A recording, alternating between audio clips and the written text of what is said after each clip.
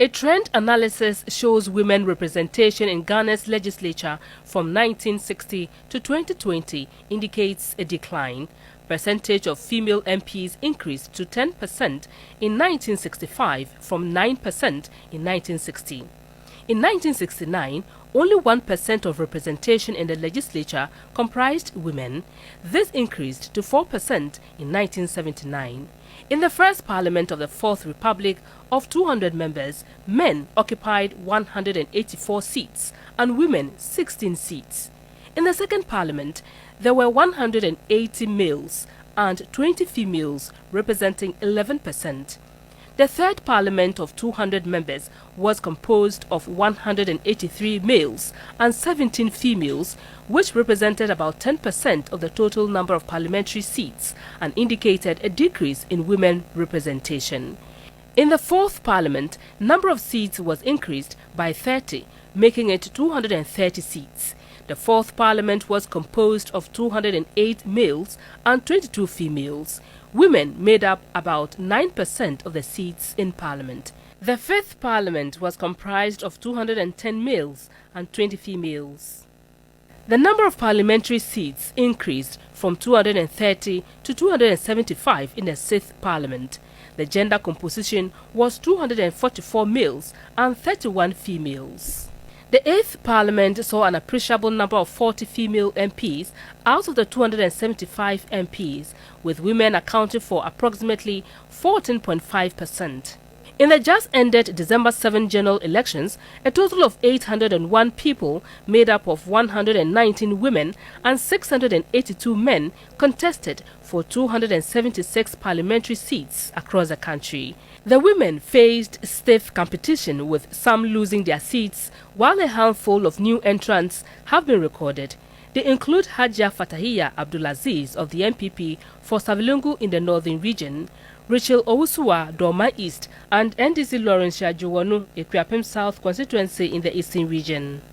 Popular female politicians who lost their seats include MP for Ablekuma West, Esla Owusu Ekufu, MP for Ayawasu West Wogon, Lydia Seram Alasan, MP for Afram Plains North, Betty Crosby Mensah, and MP for Infantiman, Ophelia Mensah Hayford. There were some constituencies that had women replacing women, and they include Elikplim Akrugu replacing Sarah Adjoa Safo at Dom Kwabinya constituency, Irabina Obin of Ablekuma North replacing Sheila Battles.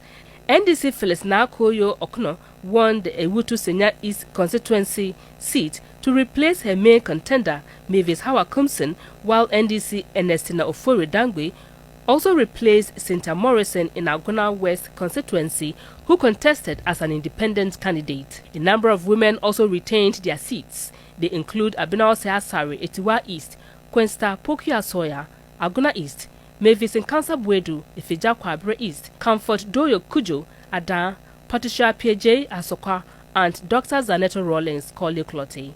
There is a marginal increase in the number of female MPs from 40 to 41 going into the 9th Parliament. The newly passed Affirmative Action Act indicates that at least 30% women should represent in all decision-making bodies, but the fear of some women groups is that the 9th Parliament may not meet the target, and indeed it has not, despite a slight increase in the numbers. Evelyn Tinkma, TV3 News, Accra. She is a history maker, from the first female in the country to head a public university to the first female to become a vice president in the Republic of Ghana. Professor Jenano Pukwajiman's expertise cannot be underestimated. But as a vice president, what should Ghanaians expect from her? Evelyn Tingma explores this in the following report. Ghana's first female vice president, Professor Nana Jane Opoku Agyemang, is a trailblazer in every sense of the word. As a renowned academic and politician, she brings a wealth of experience to the table. Professor Nana Jane Opoku Agyemang is expected to prioritize education, women's empowerment, and youth development. As a former Minister of Education, she has already demonstrated her commitment to improving Ghana's education system. She is likely to push for further reforms in the education sector, focusing on accessibility, quality, and affordability. Another key issue the office is expected to handle is women's empowerment. As a champion of women's rights, she will likely prioritize initiatives that promote gender equality, women's economic empowerment, and access to health care. During her campaigns across all 16 regions, one thing she consistently highlighted was the establishment of the Women's Development Bank.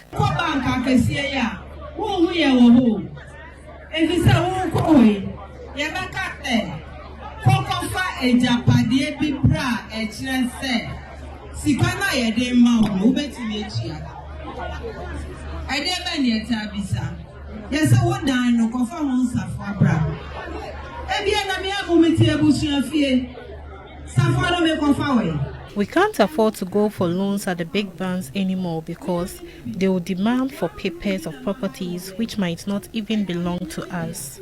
The microfinance that used to help us has also been dissolved.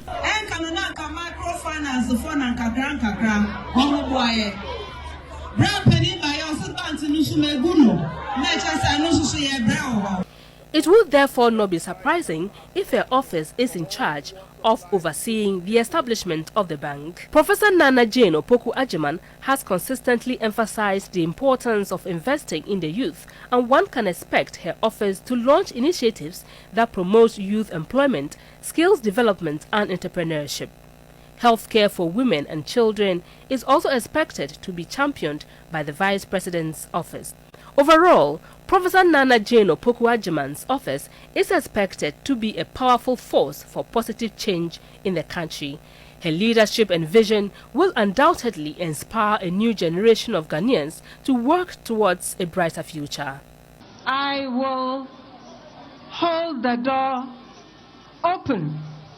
The method of holding the door open so others wish to travel that door is what I'm implying. It is not a self-aggrandizing position.